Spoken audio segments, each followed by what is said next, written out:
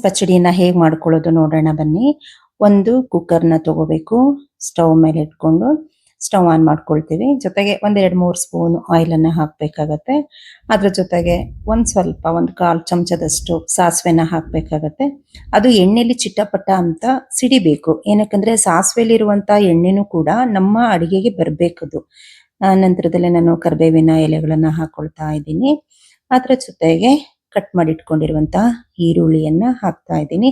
ಅದು ನಿಮಗೆ ಉದ್ದುದ್ದ ಬೇಕಾದ್ರೂ ಕಟ್ ಮಾಡ್ಕೋಬಹುದು, ಇಲ್ಲ ನನಗಿನ್ನ ಚಿಕ್ಕದಾಗಿರ್ಬೇಕು ಅನ್ನಂಗಿದ್ರೆ ಚಿಕ್ಕದಾಗೂ ಕಟ್ ಮಾಡಬಹುದು.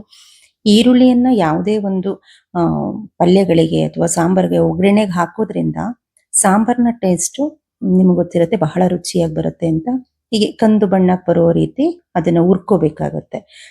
ಸ್ವಲ್ಪ ಎಣ್ಣೆನೆ ಹಾಕಿದ್ರೂ ಸಾಕಾಗುತ್ತೆ ಅದು.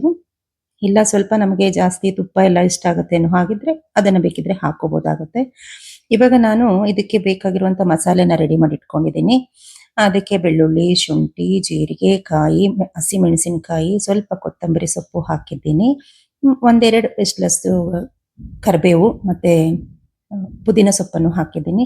ಅದರ ಮಸಾಲೆನ ಹಾಕೊಂಡು ಸ್ವಲ್ಪ 1 ಸ್ಪೂನ್ ಅಷ್ಟು ಹಾಕಿ ಫ್ರೈ ಮಾಡ್ಕೊಳ್ಳೋಣ. ಅದಾದ್ಮೇಲೆ ನಾನು ಕಟ್ ಮಾಡಿ ಇಟ್ಕೊಂಡಿರುವಂತ ಬೀನ್ಸ್ ಅನ್ನ ಹಾಕಿದ್ದೀನಿ.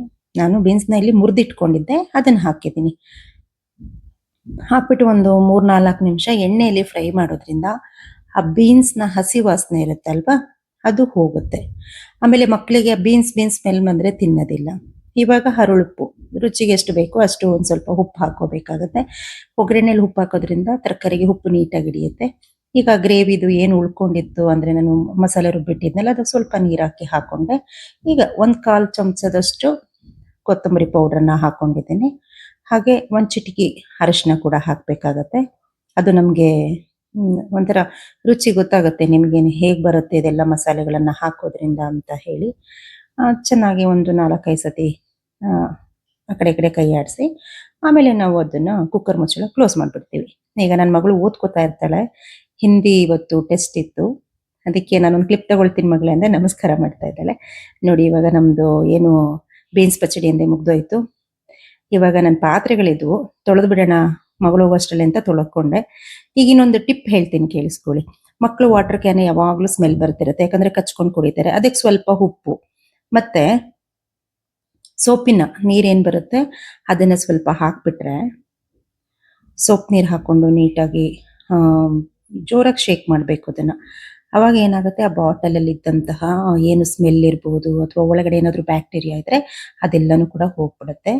ಇವಾಗ ನಾನು ದೋಸೆ ಮತ್ತೆ ಏನು ನಾನು ಮಾಡಿದ್ನೆಲ್ಲ ಬೀನ್ಸ್ ಪಚ್ಚಡಿ ಅದನ್ನೆಲ್ಲ ಒಂದ್ ಕಡೆ ಹಾಕಿ ನನ್ನ ಮಗು ಕೊಟ್ಟೆ. ಮತ್ತೆ ಅವಳ ಬಾಕ್ಸ್ ಎಷ್ಟು ಹೆಲ್ದಿ ಆಗಿದೆ ಅಂತ ನೀವೇ ನೋಡ್ತಾ ಇದ್ದೀರಾ. ರಾಗಿ ದೋಸೆ, ಮ್ಯಾಂಗೋ ಇರಬಹುದು, ಅವಳಿಗೆ ಇಷ್ಟ ಆಗುತ್ತೆ. ಚಕ್ಲಿ, ನ್ಯಾಪ್ಕಿನ್, ವಾಟರ್ ಕ್ಯಾನ್ ಇದೆಲ್ಲ ಹಾಕೋದ್ರಿಂದ ಮಗು ಆರಾಮಾಗಿ ಸ್ಕೂಲ್ಗೆ ಹೋಗಿ ಬಂದ್ಬಿಡುತ್ತೆ.